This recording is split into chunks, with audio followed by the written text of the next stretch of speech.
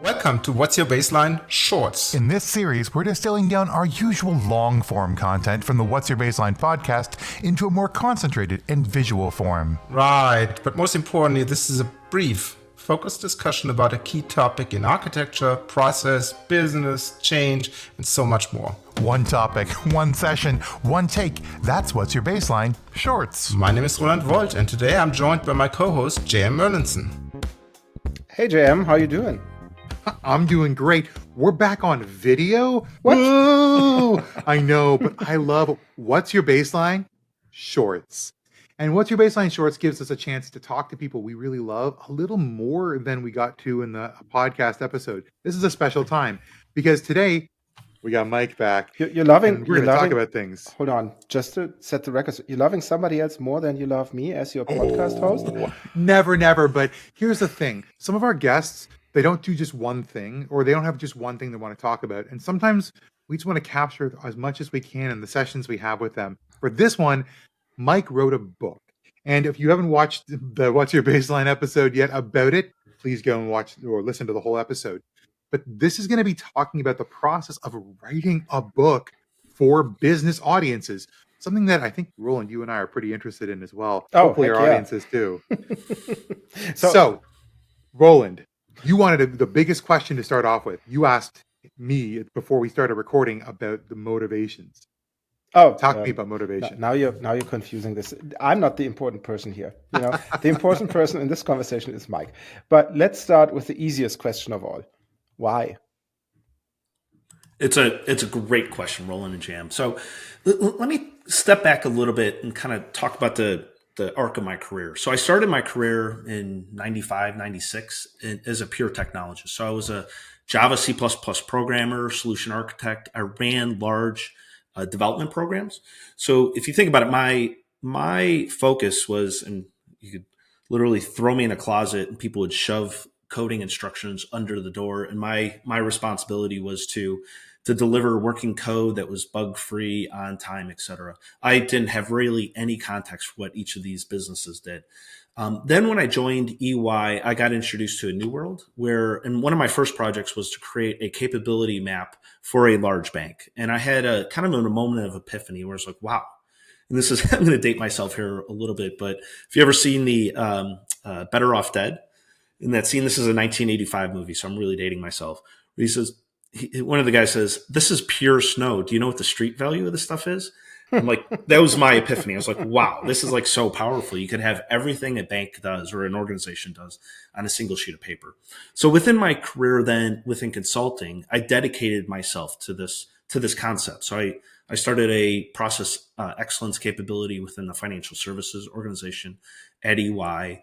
And then I really focused on how can I find diverse set of projects where I could take this concept, detail it out, and show how it added value. It just made sense to me. So then I left EY and I joined Citi as the head of process excellence, working on their consent order program. Their focus was on using the concept of process to address some of their consent order challenges. And a consent order really is a directive from a federal agency saying you have control issues in your environment and you need to fix those. So I left them, I left Citi earlier this year, and I said, this concept, I think I've proven everything that I need to prove to myself. I think I've delivered value. I think it's time that the world needs to understand what this concept is and hopefully, implement it for their own value. So you wanted to spread the message. I love it. I wanted to spread the message. But the question here is, okay, now you have the motivation. How in the world do you actually get someone to buy into you as an author? Because you clearly have the business acumen. You've done the work in the trenches. How do you go about finding a publisher? So this is this is exactly where I started. You Google, how do you write a nonfiction book? Literally, I just decided I wanted to write the book, but I didn't know how. So I found this site that was really, really a valuable resource called reedsy.com, reedsy.com. And it's a resource for authors for both fiction books and nonfiction books. For nonfiction books, it essentially says there's 4 steps in the process. The first is you write a book proposal, and there's a standard format. So it's your overview, it's your competitive titles, it's who the book's for, et cetera. There's a standard format. The second step is you send it to some editors, and Reedsy has some editors on the site that you could filter on genres and what they focus on, et cetera. But you're supposed to send it to the editors, and they clean it up for you and get it ready for step 3, which is to send it to an agent.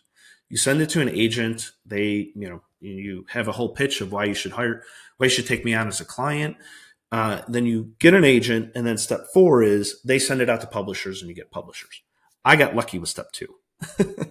I sent a request to 5 editors, and one of them happened to be an acquiring editor for a publisher, which is the one I signed with, which is A-Press Publishing. He sent me a note back, says, we're looking for a book on digital transformation. We think you'd be a great fit. We want to publish your book.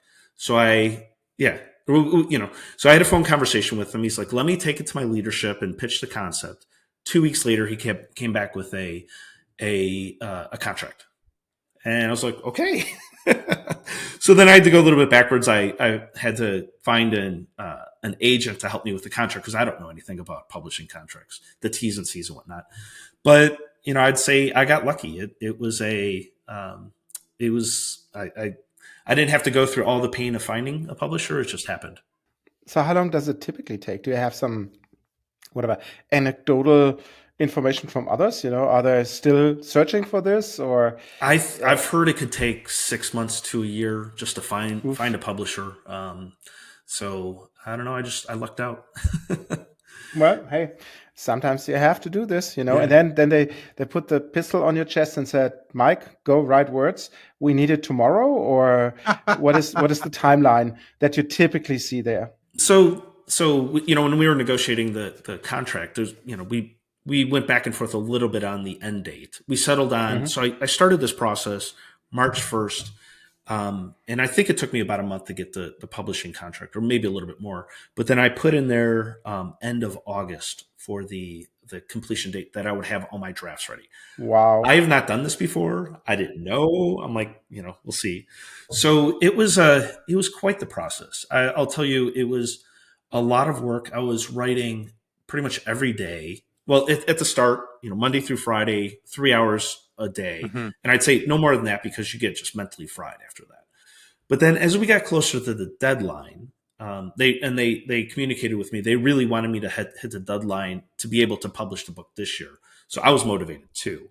So I started writing 7 days a week, 3-4 hours a day, just to get it done. But I'll say I did start, good thing. I started with my hardest chapters first. So I didn't go 1 through 10 in order. I started with my most mentally taxing chapters first. So I got those out of the way, and then it got easier as I went. So, but I'll say that it was a tough process, but I learned a lot. If I compared my original book proposal to the quality of my writing afterwards, I grew a ton as a writer.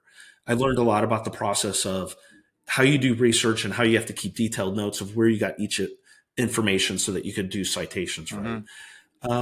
Other than that, it was a lot of work. It was luckily it's a topic that I have a lot of passion about, so it was a labor of love. So it took you, if I do the math right, 5 months. 5 months, for 5-6 months for yeah.